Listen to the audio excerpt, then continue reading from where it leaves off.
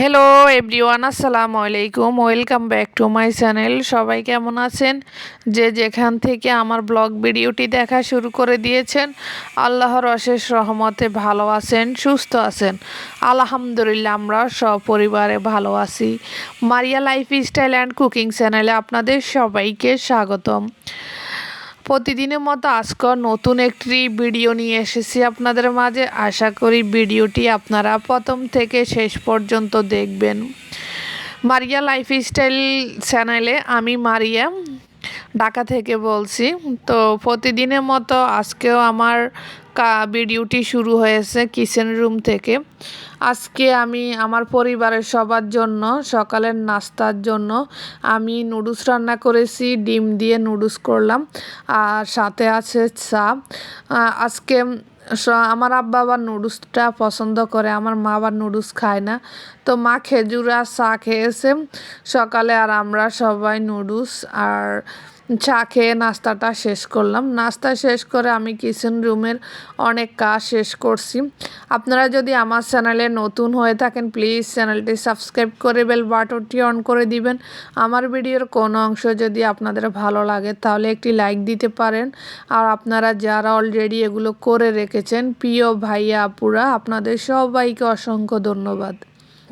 তো এখানে আমি সবাইকে চা দিয়ে দিচ্ছি। চাটা তো একটু গরম গরম খেতে হয়। তো দুইজন, আমার আব্বাকে আর আপনাদের ভাইয়াকে চাটা দিয়ে দিয়েছি, ওনাদেরকে নুডলস আগে দিয়ে দিয়েছি, আমি আর আমার মা পরে খেয়েছি। তো এখানে আমি আবারই রান্না শেষ করেই, সকালের নাস্তা শেষ করে রান্নার কাজে চলে আসলাম। আজকে আমি রান্না করছি বেগুন দিয়ে ইলিশ মাছ, তারপরে করেছি সিম আলু দিয়ে, মাছের মাথা দিয়ে। তো আমরা তো এখন মানুষ সংখ্যা খুব কমে গেছি, আমাদের 4-5 জন, বেশি না। দুপুরে 4 জন হলে রাতেও 4 জন। ভাই 2জনের একজনও নেই বাসায়, একজন তো প্রবাসে চলে গেল আর একজন গ্রামে। তো আমরা মানুষ কমের জন্য রান্না আগের থেকে অনেক কমিয়ে দিয়েছি, কারণ এত রান্না খেয়ে শেষ করা যায় না। তো এখানে আমি আগে ইলিশ মাছের জন্য ইলিশ মাছ বেগুন দিয়ে রান্না করব। প্রতিদিন তো আর ইলিশ মাছ ভুনা ভালো লাগে না।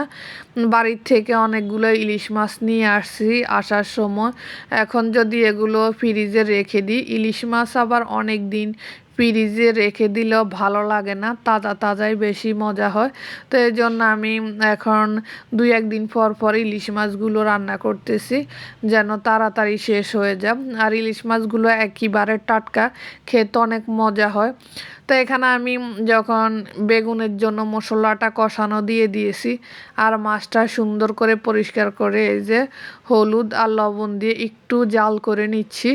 এভাবে আমি সব সময় হয় মাছ ভাজি করব, না হয় জাল করে নিব। দুইভাবে আমি রান্না করি, সেটা মাছ বুঝে কোন মাছ ভাজি করতে হবে আর কোন মাছ জাল করে রান্না করতে হবে সেটা আমি বুঝে করি।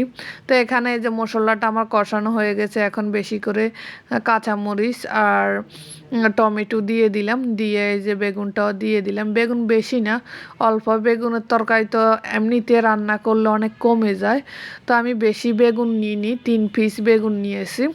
তো এখানে আমার বেগুনটা কষানো হয়ে গেছে, এখন আমি ইলিশ মাছটা ঢেলে দিব, তাহলে ইলিশ মাছটা আমার ভাঙবে না।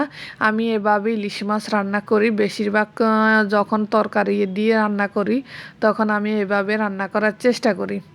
তো এখানে এই যে ইলিশ মাছগুলো দিয়ে দিলাম, এখন সুন্দর করে ইলিশ মাছগুলো মেলে দিচ্ছি সুন্দর করে। কড়াই অনুযায়ী মাছ বেশি হয়ে গেছে আমার, এখানে 10 পিস মাছ নিয়েছি আমরা 5 জন, দুপুরে 5টা, রাতে 5টা, এই জন্য।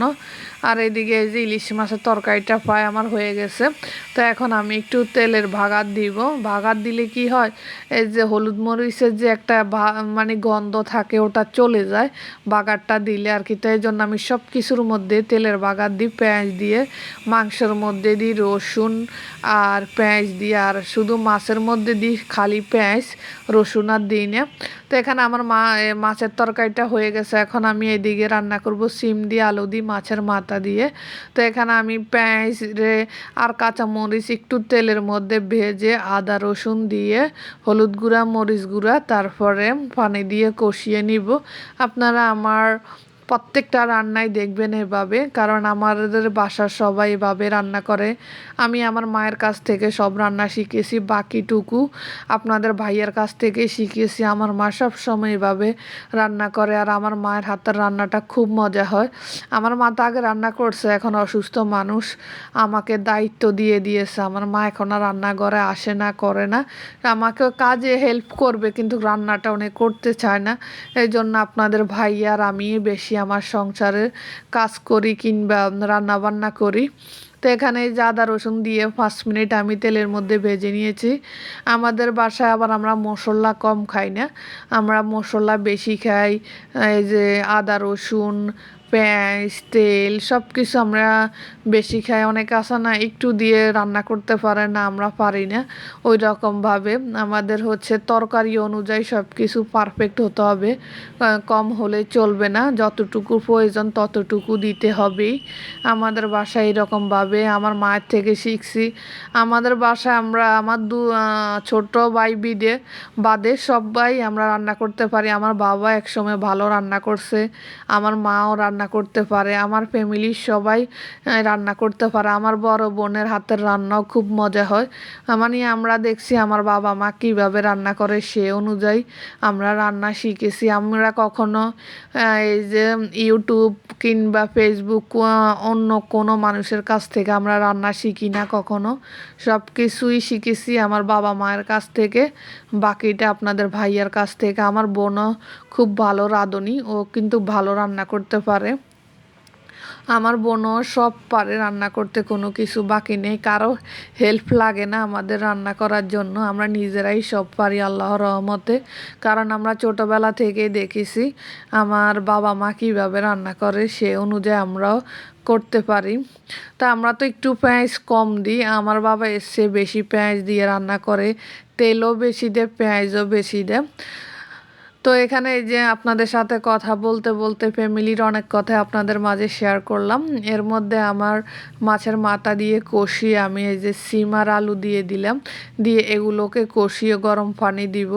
আমাদের ফ্যামিলির কেউ কখনো ঠান্ডা পানি দিয়ে তরকারি রান্না করে না, আমরা সব সময় গরম পানি দিয়ে তরকারিটা রান্না করি। কারণ মনে হচ্ছে ঠান্ডা পানি দিয়ে তরকারি রান্না করলে তরকারিটা একটু ফানসা হয় কিংবা স্বাদ কম হয়, আর গরম পানি দিয়ে রান্না করলে মজা হয়। তো এখানে এই যে আমি যখন রান্না করছি তখন আমার মা এই কিচেনের একটা সুন্দর করে গরম পানি হুইল পাউডার দিয়ে, মানে এত সুন্দর করে পরিষ্কার করে ধুয়েছে। আমার এই র্যাকটার বয়স প্রায় 7 বছরের কাছাকাছি হয়ে গেছে, এখনও একেবারে নতুনের মতো কোনো কিছুই হয়নি। কারণ এটা গত 15 দিন 1 মাস পর পর ধোয়া পড়ে। এই কাপড়গুলো দিলে কি হয়, পানিটা কাপড়ের মধ্যে পড়ে, র্যাকটা অনেক, তাকগুলো অনেক সুন্দর থাকে, ময়লাও কম হয়। এগুলো তো কয়দিন পরে পরে আপনার ধুয়ে ফেলা যায়। তো র্যাকটার পরে আবার আমি রান্না শেষ করে আসছি এই ফ্যানটা পরিষ্কার করার জন্য। আমার এই ফ্যানটার দাম নিয়েছে 11,000 টাকা, কিন্তু একবারে বাজে বললে চলে। তো আজকে এ পর্যন্ত, আল্লাহ।